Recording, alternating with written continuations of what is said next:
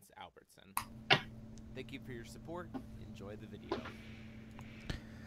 Hey there, everybody! Welcome back after another long week of Force of Will to the Teacher's Lounge. I am joined, as always, by the beautiful Ryan Miles. The beautiful Ryan Miles? That's not me. That must be the other Ryan Miles. The gorgeous Brandan Bremont. No beanie today because it's in the wash and I forgot about this. Oh, no. And the fabulous Frank Glosser. I appreciate that you gave me an F1. Yeah, there you go. I thought you'd appreciate that. And I am always, as always, Jeremy Franklin. We are happy to have you all joining us. Oh. The jolly Jeremy Franklin. I can be jolly, sure. Someone's saying no audio. There we go. Yeah, we should have audio. People should be able to hear. So that's awesome. Defeats the purpose of the podcast. Yeah, that would be bad. So we have quite a few things to talk about today. The title for today's episode is Drafting, Deck Building, and Destiny. So we're gonna start with the Destiny. We're gonna start with the Destiny piece just real quick and kind of breaking down what I mean by that. In the fact that we're gonna spend even more time hyping up the 8K than we did last post, but we'll get to that later. So first up today, so we've had New Valhalla, New Dawn Rises for, what, 2 weeks at this point? Like, fully in our hands, ready to be able to quest. So we thought that we might talk a little bit about pulling in this new cluster, what deck building and kind of testing has been working, hasn't been working, kind of how we've approached it with this new cluster, as well as I want to talk about Ryan's cool deck building challenge event that I proceeded to get my teeth kicked in round 1, which was totally fine because the deck that I played against was well designed and deserved to get that win 100%, and I built my deck in 5 minutes. So let's talk a little bit, just kind of going around the room. How has deck building, like, what's been working for you guys? What's been not working in testing? Kind of how have you been approaching this new cluster with, like, non-rune / rune rulers and stuff like that? Are we talking about New Frontiers or Ryan's deck building challenge? I think we're going to start with New Frontiers, and then I specifically kind of want to have Ryan talk about what he's kind of been seeing in his kind of, like, unique deck building challenge. Do you want me to start with the New Frontiers? Go for Absolutely. it. Oh, man, this has been among the more wild rides for New Frontiers testing for any format that I've had the privilege of experiencing so far. I actually legitimately have no idea what I'm playing in Minnesota. There are more decks that I could play in Minnesota than I think have ever been on the table for any other event.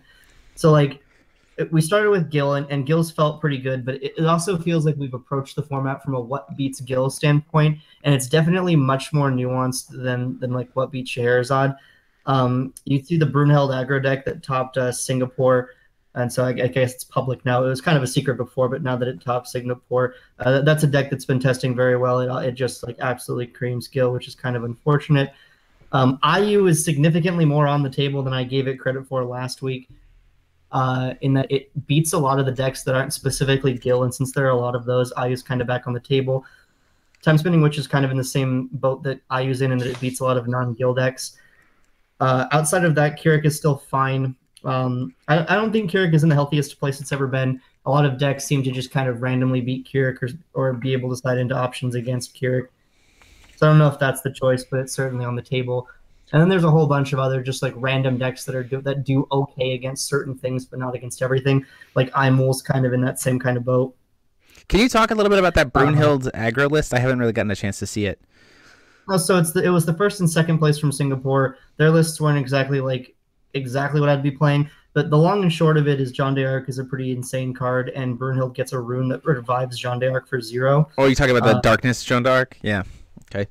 Right. Yeah. And so that's just pretty disgusting against anything trying to control the board, and also she's just an absolutely disgusting resonator. If you're playing that and then a bunch of black 2-drops, you got Ray and Skeleton Knight and a bunch of other ones. And you can also play Faith in the Darkness. And then if you happen to high roll Faith in the Darkness into John, that's like a 9 swiftness obscene card on turn 2, and it's just unreal.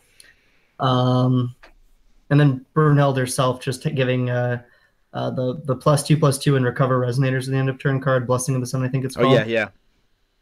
Is a much better card than it might have appeared at first blush. It actually is pretty relevant to the New Frontiers format. Yeah, otherwise this has just been a real blast to test. Gil's, I think, still on top, but there's definitely other decks to think about. Well, that's really good. I'm really happy to hear that. I have been doing absolutely zero testing for New Frontiers, mainly because I've been trying to get things set up at my locals for this Ruler League, and apparently I get to play Lucifer for 4 weeks. So that was what was voted by my patrons as being the deck I get to bring. So sorry to my locals that my patrons decided to vote me being able to play the strongest ruler out of the box in our structure deck league. Can I address the comments really quick? Yeah, go ahead. Go for it. Says that they like the black-white decks that topped and are definitely up their alley in terms of playstyle. Give it a go, because that deck is pretty darn good. It's definitely got some great matchups, and it's definitely quite a powerful deck. Yeah. So give it a try for sure. Maybe I'll get a chance to show it off on the channel here when I get a chance to. I think the deck's pretty good. I still don't like it because, unlike Bremont, I think that Time Spinning Witch is the great equalizer. I think that like Gil is good because it beats Time Spinning Witch, but like Time Spinning Witch just beats everything else. Like I think that both Time Spinning Witch and IU are going to beat that Brunhild deck, which I think is a little bit unfortunate. Yeah, like Time Spinning Witch, like there's just literally nothing. There is no card that exists that interacts with Distortion of Time outside of Lorite. So if you are not a green deck, like you are going to get Distortion of Time twice. You're going to get hit by Distortion of Time twice in the game. You're not going to untap. You're not going to call a stone while you do it. And you're just going to like lose anywhere between like 2 to 5 mana based on how many stones you have out. If you play a black deck or like the white black deck, you get access to Ray, and that's like a way to beat Mosasaurus. But like the Time Spinning Witch still has like 4 copies of the 1 mana bounce a guy, so it's just like it's really hard to stick a 2-drop. So I think Time Spinning Witch just like forces you to play green. Like I could not envision myself going to Minneapolis and not playing a green deck because of that. It's just a question of like how many people are going to play Time Spinning Witch versus how many people are going to play like other decks. I'm terrified of Time Spinning Witch. I'm terrified of IU, and I think that both of those decks will beat anything that's not green. So like I think the format's going to have to be green. So it's going to be Gil, Time Spinning Witch, Chimimi at the top. So those are like the kind of 3 that I'm looking at right now. Sure. And I've also like streamed those a couple times, but like Time Spinning Witch is like my most fun deck out of those 3 to play, so it's kind of where I'm leaning. I've already that was a little bit of a triangle then, right? Where you have like Time Spinning Witch and IU occupying this corner where Gil beats them. They beat Brunhild. Brunhild beats Gil / Chimimi. I don't actually know how Chimimi fits into this. I don't know either, to be honest. Yeah, I think we're entering kind of a little triangle. Yeah, I could see that. I'd have to see the lists in action a little bit more, but it's always nice. And when I say Time Spinning Witch and IU, I actually very much mean that, because both of those decks are going to lose to green, and both of those decks are going to beat everything else that's not green. And I'm actually just trying to figure out which of those 2 decks is better. When Ryan says that Time Spinning Witch is the great equalizer, I actually think IU is going to end up being the great equalizer, but they're both kind of in that same boat. So I'm going to address a comment here real quick. Zed Matsuri, black and red can both interact with Distortion. That is true unless they activate Distortion that same turn, because here's the problem. Yeah. Distortion of Time isn't a quick cast, and so they have to cast it when it's the only thing on the chase, which means that it'll resolve, go to the grave, and the Time Spinning Witch player retains priority. So they will always get to activate Distortion of Time before you get to do anything with your graveyard hate. So that's super important. What you're saying is true. What? Yeah. Even if it had quick cast, that would still be true. Oh yeah, right. Well, I mean, like then there's some weird timingness and. Yeah. No, but if it had quick cast, remember you can still use the ability at any time. Right. So it works the same way of the spell will resolve, and they immediately have priority. That's to true.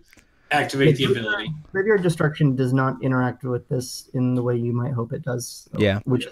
If a Time Spinning Witch player is smart, they're probably only casting Time Distortion when they're about to Time Distortion you. So. Which is, by the way, on turn 3. Yeah. Time spin. I like to wait longer in the non-green matchups because they're never gonna like have more mana where they're going to have more mana to leave open Lorite. Like when they get to like a later turn and they tap more mana, then I'm just like denying them even more resources by waiting longer in the non-green matchups. So it's like it just gets even more disgusting over time. Yeah. So Frank, have you done any like testing in the New Frontiers-ish area? What's been working? What's hasn't been? Since I've been busy catching up from coming back, I have not had the time to go really deep in testing yet. Sure. So I'm still just sort of testing out a few different things and like basically exploring the new format, which is sort of how I start with any like, especially after rotations, how I start with any really new format is, yeah, I already played that card before. I know that one's good. But it's sort of how I start every new format is I'll like just start grabbing like things that interest me, like playing with them a little bit, even if it's just for a few games to see sort of how they perform, and just sort of like I eventually start gathering up Yes, we know it's broken. I eventually start gathering up essentially like mini shells of cards. And so then when I'm like getting ready for an event, I generally start looking for which of these shells do I think is well positioned right now and what deck can hold the most of these. And that's sort of how I tend to gravitate. So that's why, like, for example, going into, I mean, the overall answer for what held them all last season was pretty obvious because Scheherazade was the best deck. But like going into those last events, what I was looking for was like, what deck can hold the shell of Grim, 4-drop Black-Green Gill, and Glint as a package? Like I just want a deck that uses that. And like even when it wasn't like, you know, Scheherazade, when I was working on other stuff, I was sort of like ended up gravitating towards that was one of my preferred things to do in that format. And so I haven't quite figured out which like groups of cards I like best in this format yet. Sure. But working my way there. Yeah, I mean, I definitely, like, for me, again, just because of how my locals is geared, I've been looking at I've purely kind of been looking at New Dawn Rises, and that's also because I didn't get to do any testing or any kind of play grouping at all for Worlds. So, like, I've actually just been sitting in New Dawn Rises, not super thinking hyper competitively, and just, like, enjoying cards. And, like, it's a really fun set. I'll just speak to that. So it's kind of nice to hear from you guys' perspectives in terms of looking at how it fits into what New Frontiers looks like, that it does provide a lot of interesting, like, creativity and fun, and also like a good variety of stuff. I've been very happy with Brunhild and Shamimi, and like to some extent Lucifer and Isis, all being like decks that are relevant. Because when New Dawn Rises first dropped, I actually thought the entire set wasn't going to affect New Frontiers at all. Like I legitimately thought that, because nothing seemed too terribly good. But then runes sort of were like better than I thought they were, and then especially the rulers with like runes that mattered, like specifically the 0-mana Brunhild rune, and then like Lucifer's 0-mana discard rune, and then Shamimi's Elephant Rush, and Isis really more herself, right? Exactly. Force Meditation too, also just insane. And so I'm really glad that it's affected the meta in that way. It feels like it's a healthy amount where it's not overtaking the format with rune decks, but sure, there are also rune rulers that are playable. I think that's awesome, and you know, kudos to Forcible Co. Yeah, I do want to give a shout out to like some cards that I vastly underrated. Like Patchwork Frankenstein just like kind of really makes that mid-rangey black deck just like on a whole nother level. It's a 2-mana card that can contest Kyric's turn 1 plays. It just deals 10 damage, and that's a quarter of your life. Like it really lets you just play like ape aggressive, increase your 2-drop count. And that card's just meaty. I'm a fan of him. And I thought he was terrible when he was foiled. If we'd ever gotten you to try Magic, I could sell you on this card named Tarmogoyf. Okay. So I forget that neither of you have played it. Sorry, it's a meaty 2-drop that enabled a bunch of mid-range decks because its power level was high enough that they didn't have to go super big with their threats, which left them more room for cheap interaction and efficient interaction. That's like the $100 card that like gains power and toughness for each like creature type in the grave or card type or something. Functionally, it's Bastet from back in the Grim cluster. It just in Magic the stats lined up better. So Ryan, you're coming to the 8K, yes? Brandon, you're coming to the 8K. Still, but I'm coming. That's accurate. Frank, you are not coming to the 8K, correct? Who told you that? Who told you that? And where do I have to hit him? Frank's not coming? I thought you told us that you were. I thought you told us you weren't coming. Was I incorrect? Tell me. Yes, 100%. Well, then I was incorrect. So the entire crew will be there. You're the one spreading these lies? I have not spread it around. So the entire crew. Hey guys, let's do a Teacher's Lounge Live. Finally. I always say we should finally in person, because I'm actually going to be there. I'm going to be there at like 5 p.m. on Friday, so like we can actually do it. We'll just do like a Friday special edition. No, Brandon's not getting there until 8 o'clock in the morning. Remember? I'm not going to get there until Saturday morning. So. Oh, gross! Never mind. So kind of jumping away from that, I think all of us here are participating. Frank, you're definitely participating. I was participating, and now I'm out. Brandon, you are definitely participating. So all of us are participating in Ryan's deck building challenge, his first inaugural one. So Ryan, why don't you give us a breakdown of what this challenge is, what the rules were, how kind of it's shaped up to be in terms of the ruler distribution, whatever, and kind of what you've seen as decks have kind of come forward. Sounds good. So this it was inspired by a lot of Yu-Gi-Oh stuff I used to do back in high school. So the rules for the deck building challenge are that you have to build a Wanderer legal deck So it's using the Wanderer format ban list. And then in addition to that, Vlad Tepes is banned because it was pretty broken and I just didn't want to deal with people playing that ruler.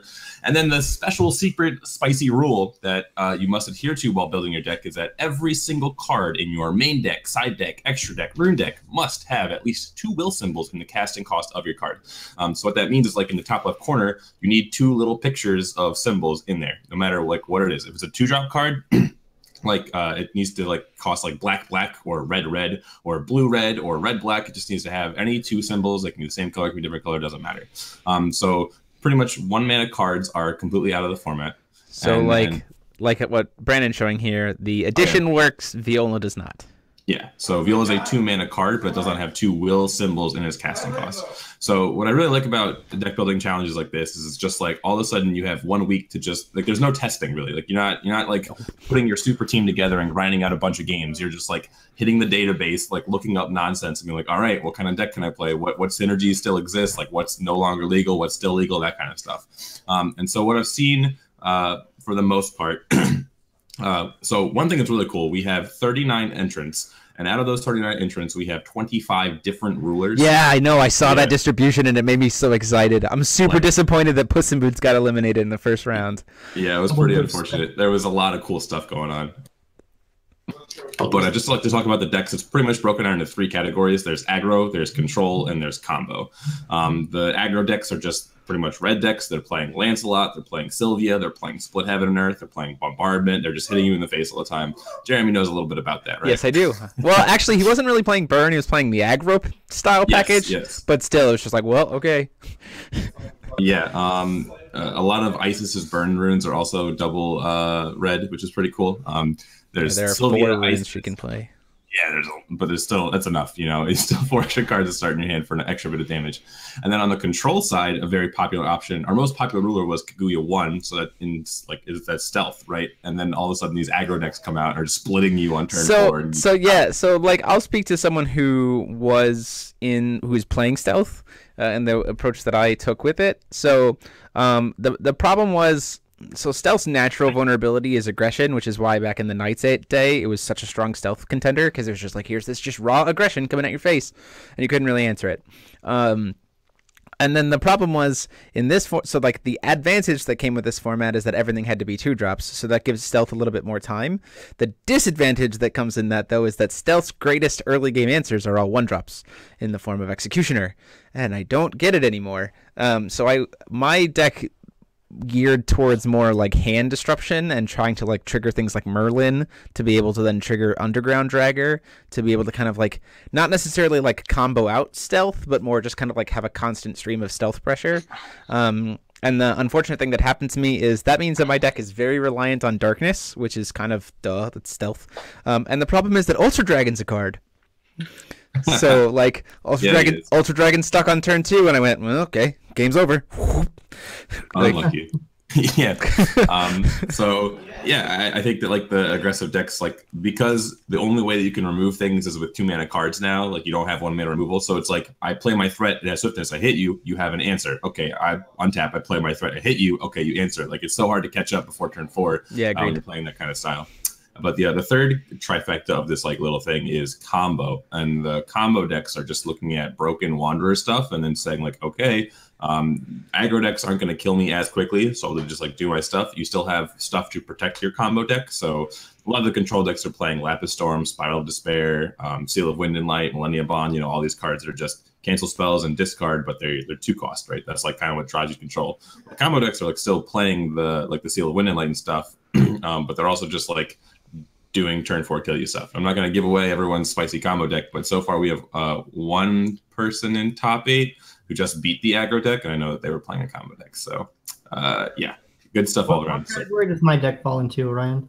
Control, I would say. I would kind of throw it in the control category, but I enjoyed my deck. I honestly would have liked to. Tempo deck too, Brandon. I honestly would have enjoyed playing my deck against something that wasn't red, just to kind of like, because the one thing I did, knowing that there was still a possibility of red aggro and just kind of looking at stuff, was I wasn't playing any Rysas. No Riza. Wow. I was playing no Riza, just 4 Melder. And that's also because I was a little bit heavier creature base, and Riza requires no creatures. So I was playing things like Seth the Arbiter and Oborozuki. So like that was the idea. But I honestly just got like the worst matchup possible in round 1, and so like that was fine. So if anyone would like to try to make a deck and play against my deck, it's still built on Untap, I would have actually a really good time playing against that deck. And I also have a deck built. Getting to try and use it a little bit more. So Brandon and Frank, do you guys want to talk about your decks? You don't have to, obviously you're still in the tournament, but maybe I'm totally fine talking about my deck. I don't really care. So Same. I'm playing Dusk Girl, and it's a lot of fun. Yeah. So I approached the format from this direction. I didn't think like what cards are good. I thought, what is missing from this format? The most obvious thing that seems like it's missing is Regalia, and therefore Death Scythe is missing. And so I actually went into the format thinking, okay, so with no Death Scythe, is there an imperishable ruler that's good or a swiftness ruler that's good? And then I thought, well, there's an imperishable swiftness ruler. And here's the trouble, though. I don't get to play Regalia and Dusk Girl either, so I can't just drop it all. And I also don't get to play Heavenly Fruit. So how do I discard my hand? Well, we have Necronomicon is a way that we can discard our hand. So I'm playing Dusk Girl with 4 Necronomicons and then all the dinosaurs that have 2 mana costs in their symbol. So and you then, can just discard them. Yeah. Oh, that's great. Dusk Girl, and then cast all my Resonators from my graveyard with Necronomicon. So I love this deck because of all the dinosaurs, like it's gonna beat aggro because aggro's gonna go play Landslide. You're gonna be like, yep, that's dead. They're gonna go play Sylvia. You're gonna be like, yep, that's dead. They're gonna go play Priscia, Pursuing a Flame. You're gonna go, yep, that's dead. Okay, my turn. Hit you for 10. Hit you for 10. Oh, look, you're dead. So wait, you can play Voidosaurus and variant Voidosaurus. I am playing both. As full playsets. And then you're always at Void. So whatever you top deck, like you just like, oh, look at this Void card that I can play now and just get some synergy out of it. So the control decks are going to get absolutely clapped by this, right? Because they have nothing. They have literally 0 card exists to deal with Dusk Girl, except for like casting Space Time when they flip so that you can buy a turn. But like eventually Dusk Girl's going to kill you. And like aggro decks, like I think the only thing you need to worry about is Burn to Cinders. Minus Imperishable. I think it's like Burn to Cinders is what it's called. Yeah, Burn to that's like double Cinders, red. yeah. Like the control decks are all pretty much stealth. They're not like red's like the one color they're not playing from what I've seen so far. So if they are playing red, then yeah, you are. Well done, Brandon. That seems fun. But yeah. I thought it was a fun idea. And Frank, your pile of cards. You want to tell me what ruler you're playing? Oh, I am certain I am the only Valentino 1. I was wondering if that was you. I was wondering if that one was you, Frank. Hell yeah. So I looked at this and went, okay, so there's no 1-drops in the format, which means 2 things. A, the format has to slow down a little bit, so you have a certain amount of, like, some of the weaknesses of counterspells that Wanderer honestly should be balancing is, like, counterspells shouldn't come into play, like, immediately, or the ones that come into play immediately should be limited. Well, if there's no 1-drops, then by the time all of your stuff is online, all the good counterspells are online. And the second part was there is, like, I'm pretty sure factually nothing that cancels an activated ability. Sorry. So I this hate also means that for Valentina 2, every one of my Resonators is uncancelable. I'm going to go, hold on, I'm going to bring this up on the screen. And they all have quick cast. And so functionally, I'm just trying to play, like, I'm playing black, white, or blue, white, and green. And I'm basically, just for anyone who's familiar with, like, Bant Spirits, I'm just doing that. Just a bunch of threats with Flash, and then a bunch of counter spells. Why is this what Force of Will does to me? And then the classic big boy, which isn't quite as big as fast as modified Frankenstein, but I do still love Valentina. Patrick Frankenstein, whatever. Jeremy the Frankenstein. Overlord's Invasion. Jeremy Frankenstein. Really Yeah. So that's like it's a 3/3 that gets +1/+1 for each water magic stone, right? Correct.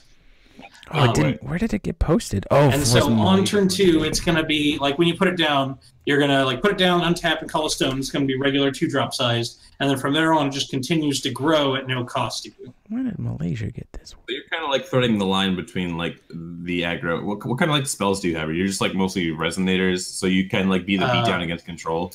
I'm mostly Resonators, so against a control deck, I'm basically 20-ish Resonators plus some counter spells to protect them, and along with Dawn of the Earth, because I'm in green, white, and blue, and that card's awesome, and I love it.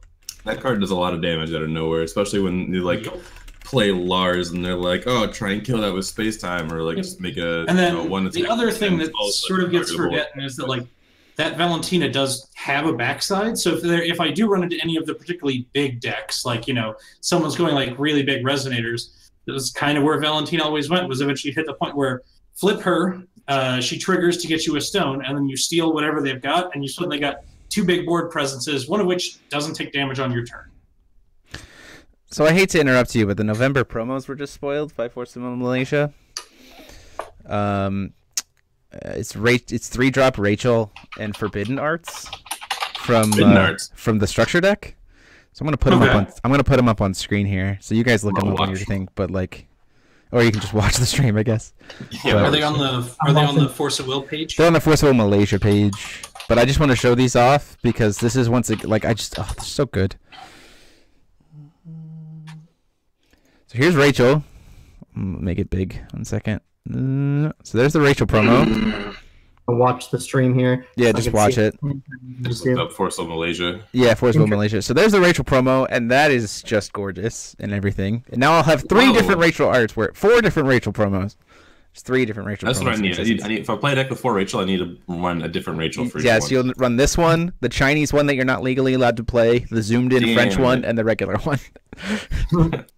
Now, see, this Forbidden Arts is sick. Yeah, the Forbidden Arts is also gorgeous. So, I mean, let me pull it up real quick. Rachel misses all of the best parts about the art of the original Rachel. Like, this just and here's Forbidden Arts.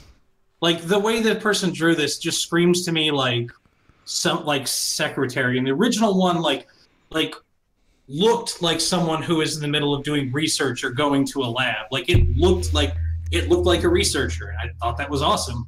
And so yeah, here's this one does not. Arts. Here's the Forbidden Arts, which also looks really, really nice. So good job, Force Will, making amazing promos. It does look good. I don't even. Forbidden Arts is so good. I'm a filthy competitive player. I never even looked at the arts card, but I really like that Forbidden Arts a lot. That's satisfying. It's a lot better than like the current Forbidden Arts, which is in my memory just something exploding. I don't actually. Yeah, know. I think it's just like it's Gil in the distance. It's sort of a black hole absorbing stuff. So Ryan, in terms of like this deck building challenge, you made a deck for yourself. I did, yes. What did you end up building and why?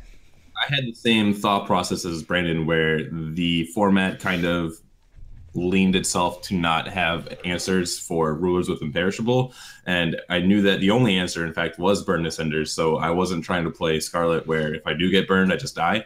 So I went with Ayu, and obviously I love shit talking Ayu, but what counters Ayu? What do I always say? Like, you can't play Ayu because this card exists. Well, it's Lorite, it's Scarlet's Agony, it's Amaterasu Foresight for Wanderer, it's Melfi. None of these cards exist. Ayu gets to play Pricia's Leap, Ayu gets to play Dora Time. It doesn't have 8 souls, but it still has 4 souls, which is, I feel like, is plenty enough. You've got Lancelot, you've got Sylvia, you've got Bombardment, like, you've got a lot of damage, and I just feel like the only way to actually kill her is like Burn Descenders plus like Flame the Outer World or Black Moonbeam, and she can just kind of kill you on like turn 3, turn 4. I'm playing like Magic Wetlands, Magical Wind Chime, so I've got like ramp and stuff to just try to like get as much damage in as quickly as possible. So that was where I kind of went with it. I think that I would probably lose to like some of these combo decks though. Like my brother was playing Soul, and I think he just lost to a deck that, like, he was playing Soul combo with Captain Hook, and he lost to a deck that I don't remember exactly what he was talking about, but he ended up losing. So that would be a deck that I think would beat me, and I don't have to worry about it. Like, I would probably beat the aggro decks and just be faster, probably beat like the control decks because I have no answer to Ayu kind of stuff. But yeah, that's what I wanted to do, and it was just kind of like, there was one Ayu in the tournament. I'm sure everyone knows who it is because he plays Ayu at all the North American events. And he's still in, so he's the one. Sam! Yeah. How'd you know? It's always Sam. It's always Sam. I should give Sam these Ayu sleeves if they don't sell. Probably. Pack of Ayu sleeves. But yeah, overall, I just think it's a really cool thing to just like see the community come out with this tournament, and like 40 people was more than I expected. I didn't think we would break the 32 bracket. I was kind of excited when we broke the 16 bracket. So I'm excited to like have this one finish out, maybe even like start planning ideas. I was only excited in how long it was going to take. I was under the impression that we were doing 1 match a day, and then it was over in a week, and then we were doing one every single week. That was I was hyped for that. oh no, this is taking a month, and I was like, oh. It's probably only Have you had any ideas about what your next one might be? What your next deck building challenge? Ideas, yeah. I need to do like some internal testing just to make sure that I don't like throw out a format and then it's like, oh, here's this obviously broken thing, and then like one person just like finds the tier 0 deck and just smashes the entire thing. Like, this format. If I can like submit my opinion here, I think for the first few you should just like keep to this kind of thing where it's like card restrictions. I don't think you should completely change the format. Like, I know you were. I don't want to like give away what you were thinking about. Yeah, feel free. You were talking about another like format where like the rules changed pretty dramatically, and like I don't know. I thought it would be kind of neat to do like only green and white or something like, or just like something ridiculous like that. More like card restrictions than rule restrictions, you know? Yeah. I think next time I'll try and make something that's at least a little bit easier to look up on the database. I know this one was like, if you don't know the Wanderer format, it's so hard to like find cards because you're just like, how do I look up double green cards? Like you can't do that on the database. So, but yeah, I think it's been like a really good success so far. And then like once we finish it up, it feels cool. I'm really glad that everyone's like excited about it. Yeah, so. I think you've really contributed something that a lot of people are excited about. So it's been awesome. So moving into kind of our next specialized topic, we've talked about deck building, and now let's talk about draft. Brandon, why don't you kind of kick things off for us here? So can I just first of all say, like, if you don't think that you can search a double color in the database, then you don't know how to use the database, because you totally can. I don't know how to use the database. There you go. Search by double color cards. Oh god. I mean, you can search like multicolor, like red white cards, but you can't search like a green card. You can search white cards that have 2 white symbols in their mana cost. This database is very powerful.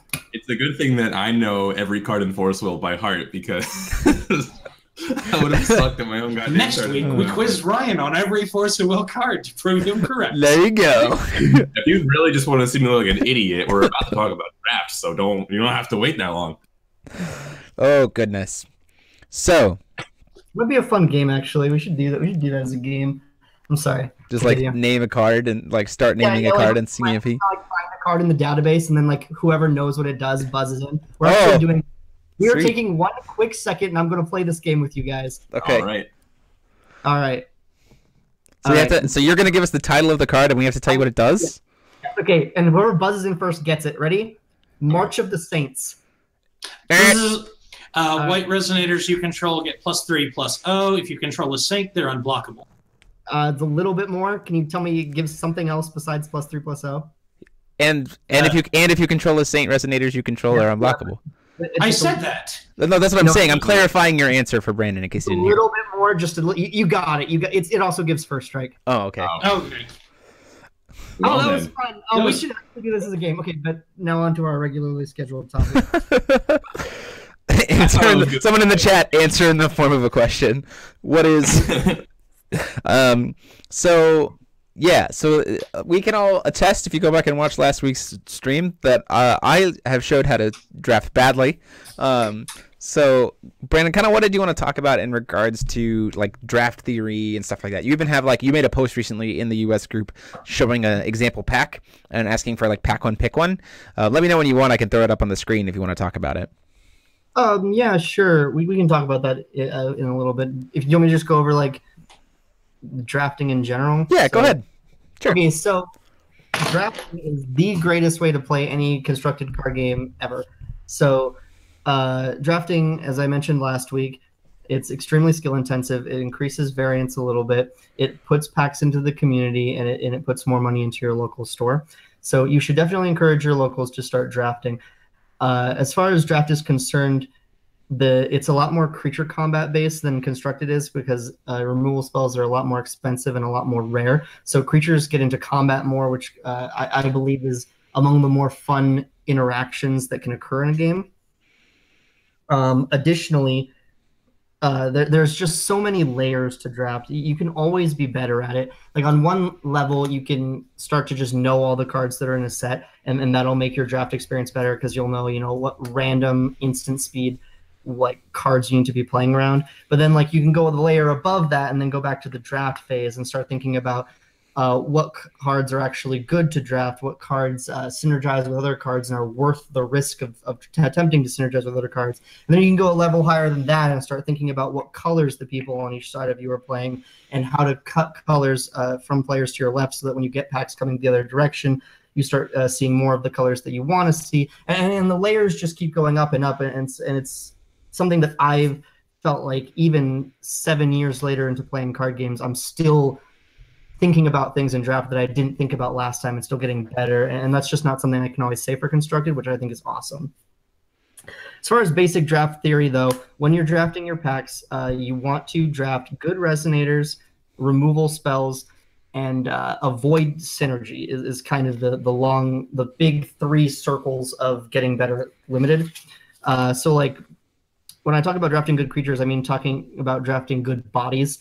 So something like a 3-mana 9/9 is a card from this most recent set. It's a Watcher in the Mist. It's a 3-mana 9/9. This is whenever it becomes the target of a spell or ability, banish it. Giant of Mist, and it's a 2-drop 9/9. Is it a 2-drop? Yeah, no, it's a 3-drop. It's a 3-drop. Oh, maybe it is. It's a 3-drop. But in any case, that card is obviously not going to ever see the light of Constructed because it's just bodies don't matter and that'll just die to anything. But in Limited, that card's actually very good because creatures fight a lot more. It blocks things, it attacks rested resonators, and it goes into your opponent's life total. On the other hand, like cards like there's a card called Miasma of the Abyss. It's a black 2 for a rune that costs 1 more if it's cast from your rune area, and it destroys target non-darkness resonator. Obviously, that's like way too expensive for Constructed, but that card is like really good in Limited because you just need to get rid of creatures, and you'll pay basically any price for it. Format's also slower, a lot slower, which contributes to more decision making. All in all, I can't oversell this format. I mean, this draft format in general has been extremely fun to play. Yeah, and Frank, you are also a Limited kind of professor. I have significantly more experience with sealed than with draft. Okay. So like a lot of the between the two, a lot of the deck building carries across between the two. Like there's some cards that fare a little better in sealed versus draft because draft gives you a little more control. So you can generally be a bit more focused. Like even avoiding synergy, you'll just naturally be able to put together a tighter pool of cards. And so there are some cards that get better just because everyone's decks are a little bit more efficient. But a lot of the same deck building principles carry over between the two. And so I'm, I guess, reasonably experienced at this point at the deck building and card evaluation part. It's just, I'm obviously, and I'm pretty sure everyone who drafts would say this, but I'm still learning on reading the table and moving accordingly in drafting. Yeah, I definitely can attest that I think, personally, I think I'm focused too much on trying to get better at reading the table, and I think I really do need to step back to fundamentals about actually just ignoring what's happening on the table and just focus on my card pool. Because I can attest that I enjoy draft more than I enjoy sealed, because there is that kind of fun of being at the table with everyone and kind of seeing what gets packed around. But I am worse at draft than I am at sealed. So I have more fun in a format that I'm worse at. Just because there is that kind of like added extra layer of personal interaction. But I do think, I think you're right in the fact that I'm a little bit, that is kind of the next layer, and I think I need to step myself back a little bit and focus on, let me just focus on what I'm looking at in my hands before I really spend too much time thinking about what other people might have. Everyone can always be better at draft, which I think is one of my favorite elements of the format. Yeah. One piece of advice I would wholeheartedly give, and this is one I fell into very early on, is that for most people, because your first introduction to limited formats is pre-releases, a lot of people tend to approach them looking to play whatever is their favorite. So it'd be like, you know, because going to the pre-release, you've looked through the spoilers, you have your favorite cards, and yeah, I want to pull those cards and build that deck, and then even if you don't really have a pool that supports it, you'll build into that type of thing you wanted to do and build yourself a weaker deck. So, like, it's pretty basic advice, but, like, when you're playing limited, be open to playing whatever your pool best supports. Or your seat, if you're playing draft. Because there are support colors.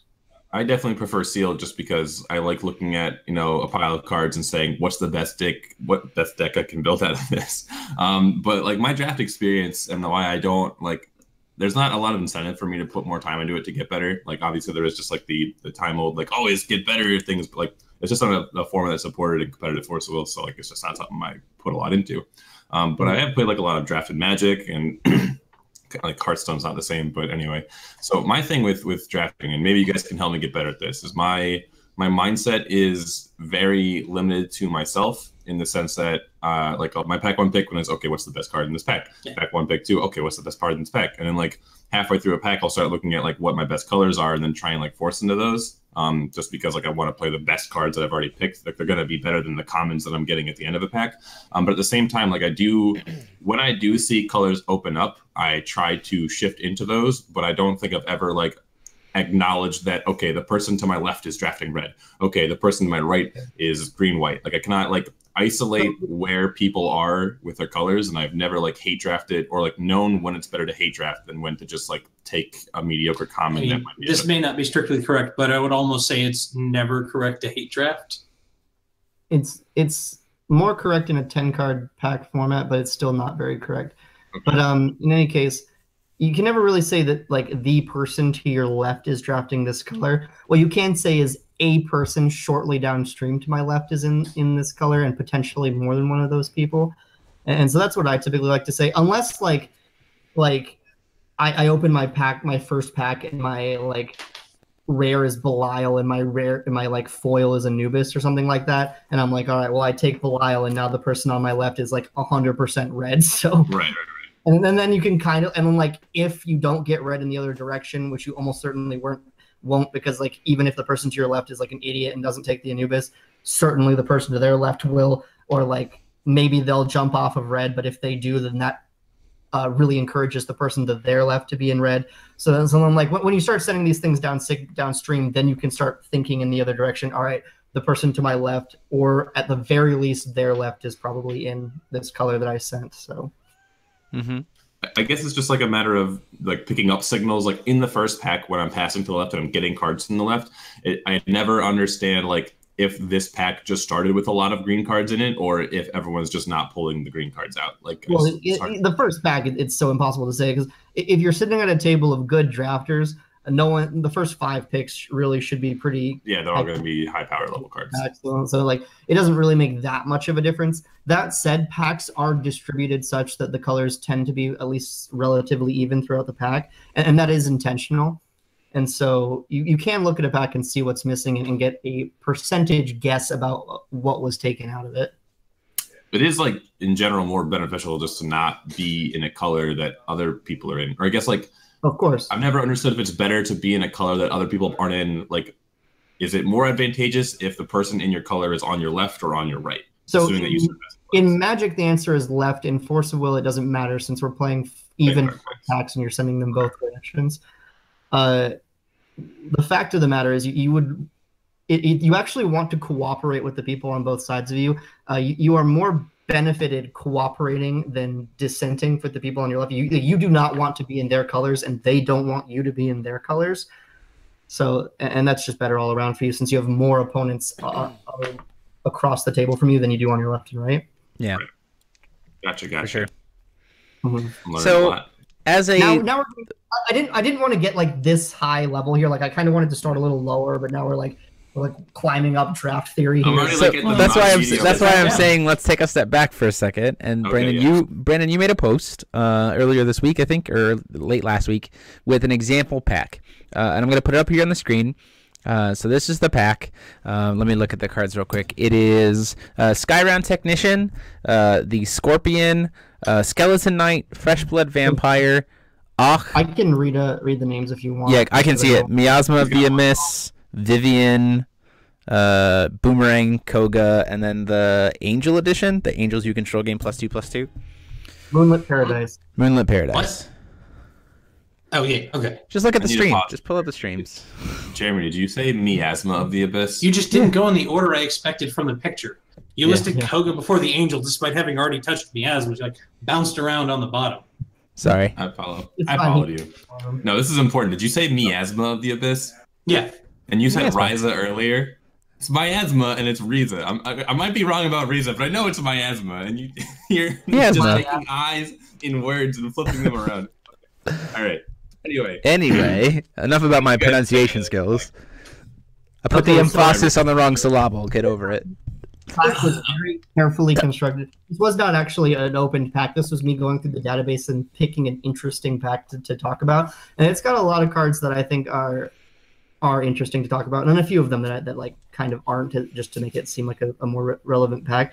So I kind of wanted to go through and talk about the arguments for each of these cards that I think have an argument, which I believe is actually like 5 or 6 of them that all have a real argument. Can I take a guess on what those 5 are? The 5 that I think are potentially decent picks? Correct. Yeah, sure, go for it. So I think Koga, Miasma of the Abyss. Yes. Just the bottom 5, right? Or the bottom 4 minus the addition plus the Scorpion. Yes, that Ryan is absolutely accurate. That is actually Group them all together, make it easy. So I think the ones that have a relevant pull are Miasma, first of all. So Miasma is a removal spell, and as we said, removal is extremely important in sealed. By the way, chat, if you before I talk about which one I would actually pick, go ahead and post which one you would pick out of this pack, just because I just love this kind of data.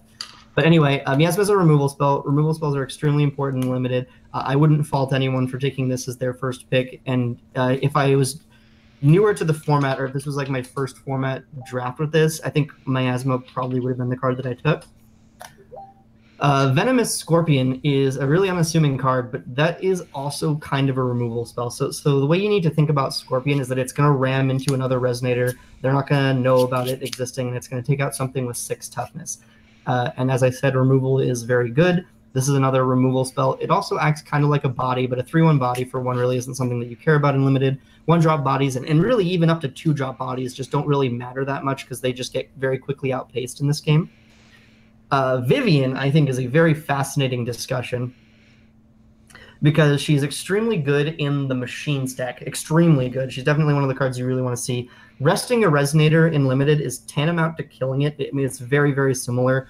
I'm trying to think of the last format that we played, but there was a card called Aqua Rifle Mermaid, which was 3-drop enters, either tap a dude or bounce it back to their hand.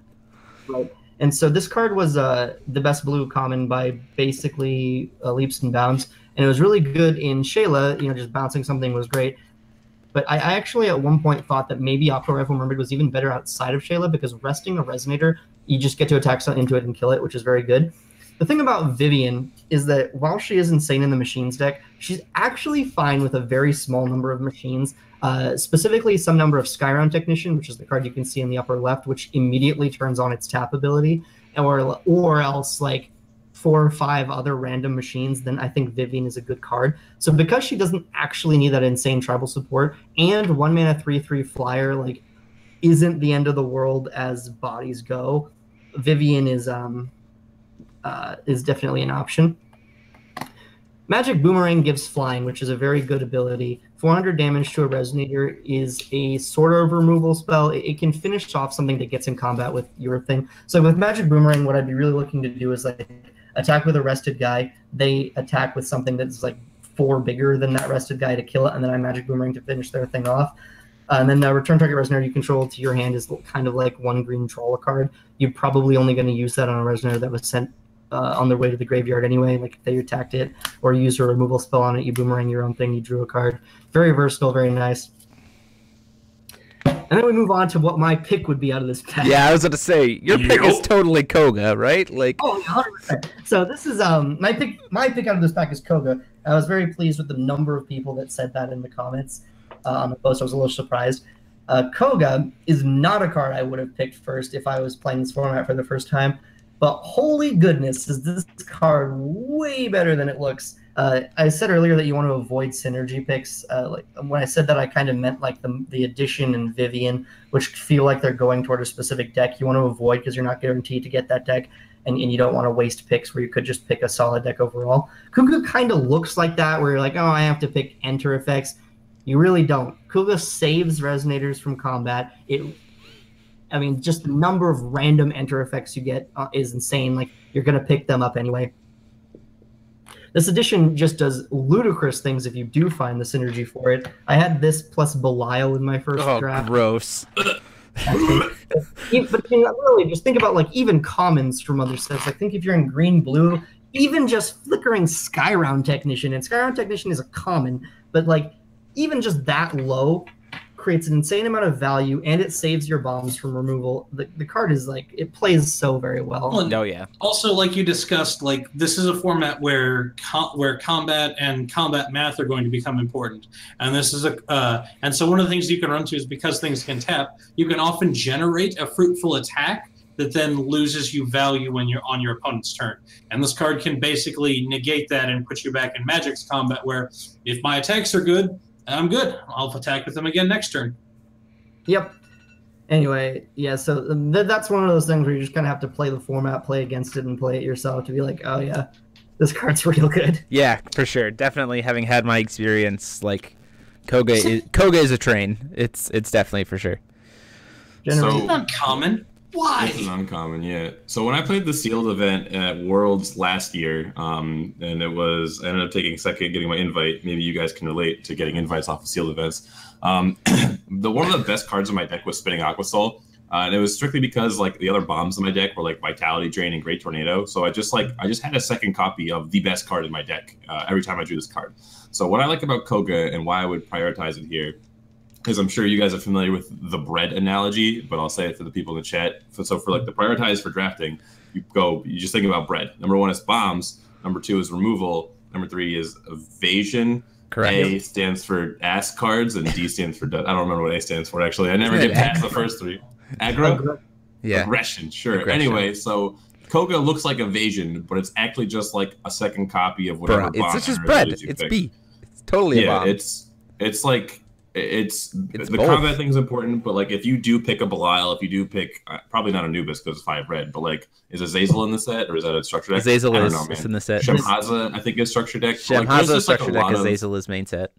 There's a lot of really good enter abilities that are just like bomb effects. So like that's kind of what I think of when I look at those cards. Just like they not only is my bomb now able to re-trigger its enter ability, but my opponent is physically unable to kill it because as soon as they try to do it, it's just removed from the game and then enter the game again. Like it just seems so synergistic with like the most powerful cards that I would not want ever to play against that. Praise podcast. What was that? It's become a Kuga praise podcast. I don't like this card like standard, man. Like this card plus Rachel has some dirty things going on in green decks, but we'll find out about that in Minneapolis, guys. I'm excited to see what gets played in Minneapolis. I'm excited to get a chance to stream it. I've been working on updating the overlays and stuff, so it'll be good. Hype status. Is this where we transition smoothly into hyping the 10K? I think it is where... Yeah, no, it's a 10K now. It's been upgraded. Well, I mean, because of all the added support that comes with it being an official WGPQ, it's now bumped up to 8K worth of prizes. So yeah, Games and Geek 8K happening on the 20th and 21st in Northfield, Minnesota. The first day is at like a bigger off-site space, and then day 2 will be held at their actual store, which is going to be super awesome. I will be there streaming. I'm looking forward to seeing hopefully 100+ players there. I think we can definitely get there. And yeah, we still don't know what the prize card is. I know that Frank is obviously really hoping for Brunhild. Brunhild. How are you not hoping for Isis? You're supposed to be the Isis guy. Lucifer, man. No, I just like that deck. That doesn't mean it's my favorite character. Like, And saw, I played Glorious at all of one event during that whole during her lifespan, but she was still one of my favorite characters. Yeah. And then so obviously 1st through 8th, they're all getting the prize card of the event. Everybody who shows up is getting the WGPQ promo, whatever that ends up being, just as far as we know. I think she said something about every person who enters is getting a playmat of some kind, whether it be the official WGPQ one or just one that she has, because they have such a large stockpile of unique playmats. So on top of all the playmats that they plan on raffling off, so just for showing up, you also get like the participation promo, the playmat that she's giving you, whatever the store, whatever Forcible's providing as a playmat if they are.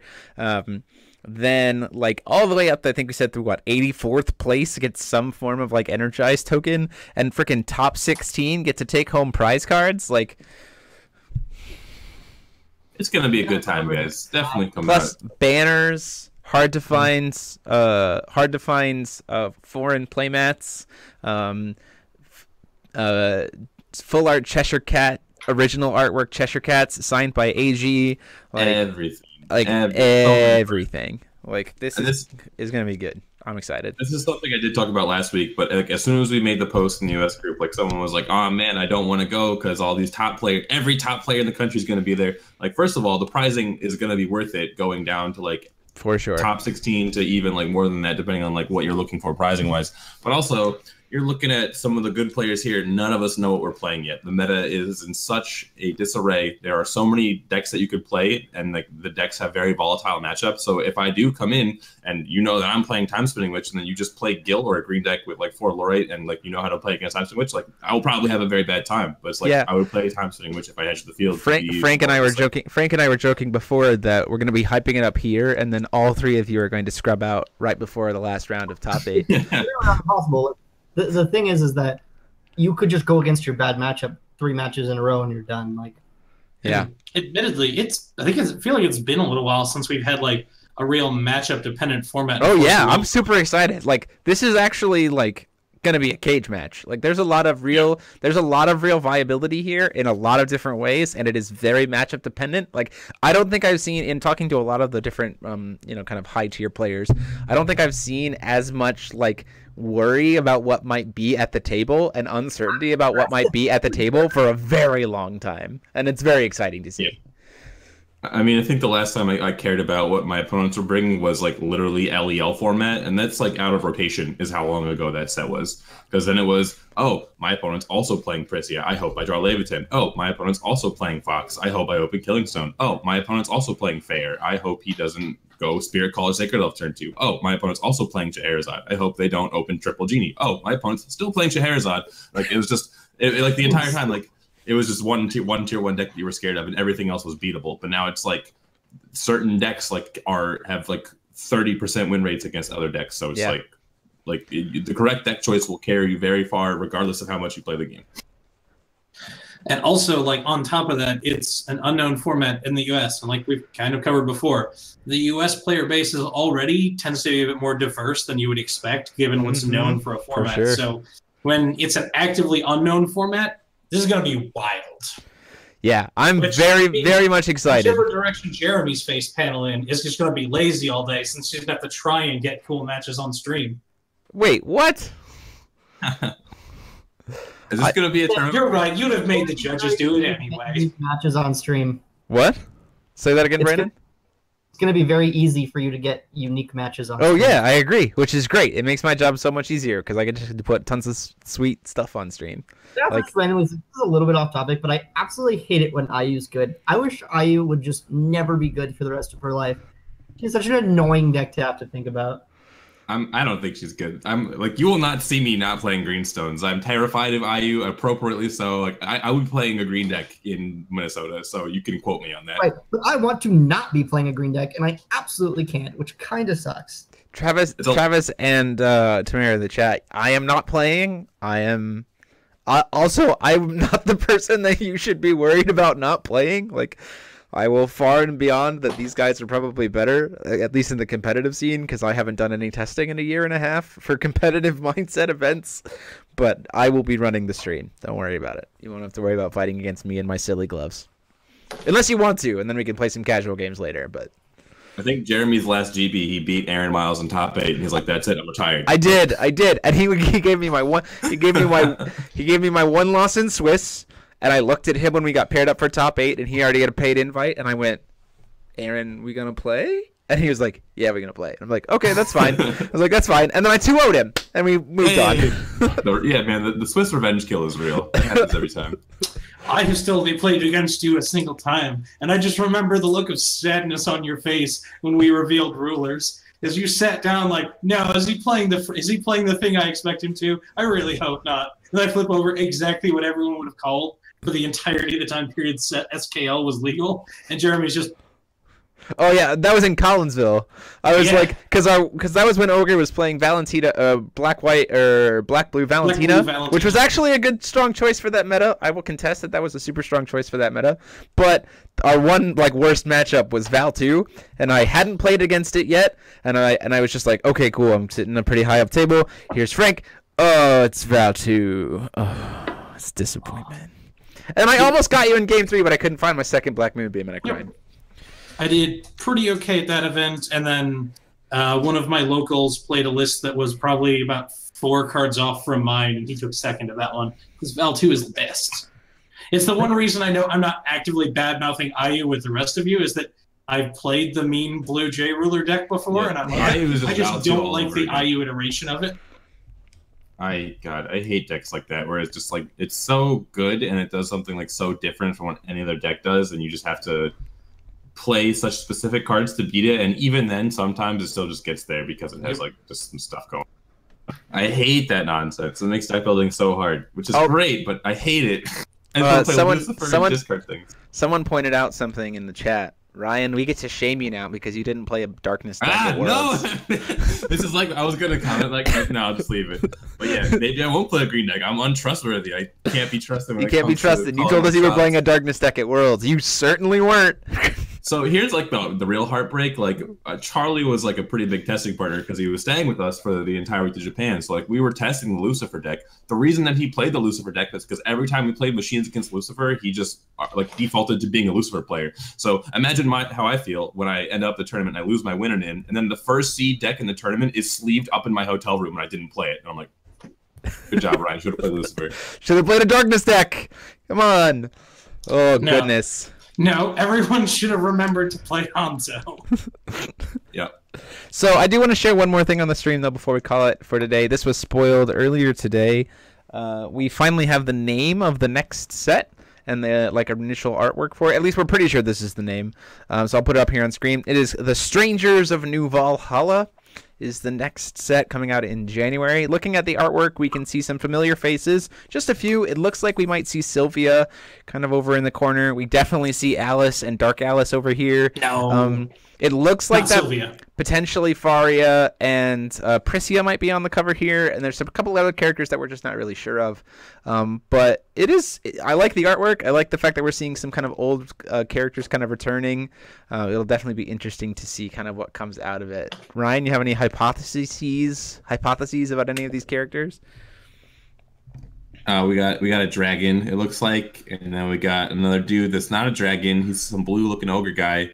He's a Jotun. I'm sorry, Gesundheit. What'd you say? The frost giants of Norse mythology. They're part of their end of the world scenario. See, finally we get characters that I identify with. Giants and I have a lot in common. I do see a Dark Alice in there, though, and that's terrifying. Yeah, a little Dark Alice. We got a girl Hanzo. We got some people in armor. Yeah, I'm not the lore guy. So the upper right corner is almost assuredly not Sylvia. It's a character based on the romance of the Three Kingdoms. Like, I'm pretty sure that's Avatar of Fire and Magic Stones. That's something from Fushi's clan, because that's what that whole clan's theme is. It's not Sylvia. Gotcha. We'll have to see. I'm excited. I always get hyped about new artwork, and everybody knows that I'm a huge Alice in Wonderland fan, so it's always good to see Alice coming back. What's the cat in the middle? Is that anything that we should be aware of, that we should know about already? He's a goofy-looking dude. I'm a fan of him. He's my favorite card already. And no rulers. So, I mean, obviously no rulers. No rulers. I forgot about that. None of these cards that we've been spoiled are rulers. They're all just resonators or runes or whatever. We'll have to see if we get our first new round of new Master Runes. So that'll be interesting. How they're going to approach Master Runes with no new rulers coming out moving forward. But that is it for us. Actually, we did have a fun. Oh, can we do one more reminder of things that happened recently? Yes, go for it. So, if you have the Willpower app, they put out a survey for basically anyone who's done rewards, to basically give your feedback on the game and on like how things look after New Valhalla. So if you got that, if you have the app, Go fill out the survey. And here's a warning. Make sure to click the like web notification like on your phone and not go into the Willpower app to find it. It's being a little bit buggy and you can't find that questionnaire if you don't just click the like push notification on your phone to have it direct you into the app. So that happened to me and I can't find the push notification and I can't fill out the survey. But it's fine. I just talked to Jeff. So I'll just go tell Jeff what I think. We did have an interesting kind of do we have enough time? We'll have to save that for next time. We'll save our fun story. We'll talk about each of our most memorable misplays. That'll be a fun topic for us to talk about next week. Boy. In addition I to want to play that game we were talking about earlier. and we'll probably talk about not top fouring with Glorious. Yeah, and then we'll also talk about we'll play probably some more rounds of Brandon's new game that he enjoys so much. I think that was pretty fun. So thank you guys. It has been awesome, as always, hanging out with you. If you like what we've been doing, please go ahead and click that subscribe button as well as the bell to get notified when we do go live. You can come back on Wednesday to see locals be live streamed as well. Go ahead and check out down below the ways to support the channel and help us do more content, which is in the form of the Patreon for monthly pledges to get all kinds of cool perks. There's the Ruler School what is it called? The Ruler School Spreadshirt, where you can get like shirts and backpacks and hats and all kinds of cool stuff. And then there's also, of course, the playmat that you can purchase through Inked Gaming. All of those go directly into supporting the channel and helping us do all these kinds of things, as well as helping to improve the quality of the live streams that come on here as well. So thank you guys so much. And this has been Jeremy Franklin as always, and I've been joined by the beautiful Ryan Miles. Still beautiful. The amazing, I can't remember what I said at the beginning for Brandon, but the amazing Brandan Bremont. Hey, I thought you were about to say amazing. I can't remember his name. The amazing Brandan Bremont, the fabulous Frank Klosser. Oh! And we will see you guys. Fabulous. That was fabulous. And we will see you guys next week. Have a great night, everybody. Bye.